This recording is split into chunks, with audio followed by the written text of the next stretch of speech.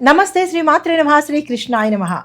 భక్తి భాస్కర ఛానల్ భక్తి ప్రేక్షకులకు స్వాగతం సుస్వాగతం. 2026 జనవరి నాటి మాస ఫలితాలలో భాగంగా ఈ మాసంలో గ్రహస్థితులు ఎలా ఉన్నాయి, ఆ గ్రహాలు ఇచ్చే ప్రభావాలు ఏమిటి, ఈ ద్వాదశ రాశుల వారి మీద ఆ ప్రభావాలు ఏ ఏ అంశాల మీద పడతాయి, ఎలాంటి సూచనలు పాటించాలి, ఎలాంటి మంత్రాలు చదవాలి, ఎలాంటి పరిహారాలు చేసుకోవాలి అనే అంశాన్ని సవివరంగా తెలియజేసుకుంటాను. అయితే ఈ జనవరి 26 నెలలో మనకి సూర్యుడు అంటే మనకి సంక్రాంతి, భోగి, సంక్రాంతి, కనుమ పండుగలు వస్తాయి. ఈ సమయంలో సూర్యుడు మకర రాశిలోకి ప్రవేశిస్తాడు. అయితే ఈ సమయంలో ఎలాంటి పనులు చేయాలి, ఎలాంటి పనులు చేయకూడదు, మేషాది ద్వాదశ రాశుల వారికి తెలియజేసే ప్రయత్నం చేస్తాను. 2026 జనవరి నాటి మాస ఫలితాలలో భాగంగా సూర్యుడు ధనస్సు నుంచి మకరంలోకి మకర సంక్రమణంగా జనవరి 14వ తారీఖున సంచారం చేస్తున్నాడు. చంద్రుడు మాసం పొడవునా అన్ని రాసుల్లోనూ సంచారం చేస్తూ ఉంటాడు.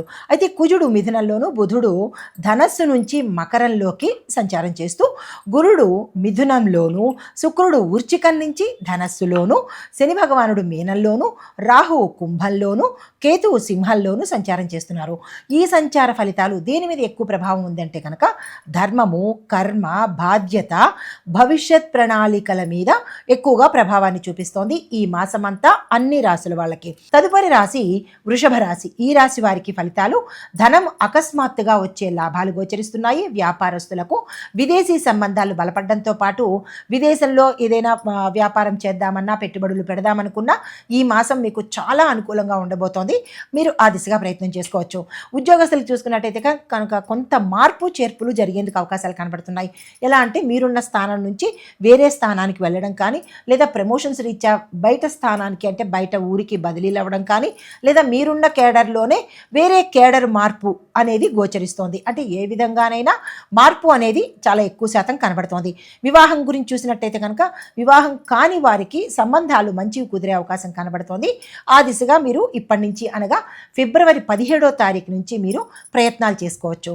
అయితే ఆరోగ్యపరంగా చూసుకున్నట్టయితే కనుక గొంతుకు సంబంధించిన, షుగర్కు సంబంధించిన ఇబ్బందులు వచ్చే అవకాశం ఉంది. జాగ్రత్తలు తీసుకోండి.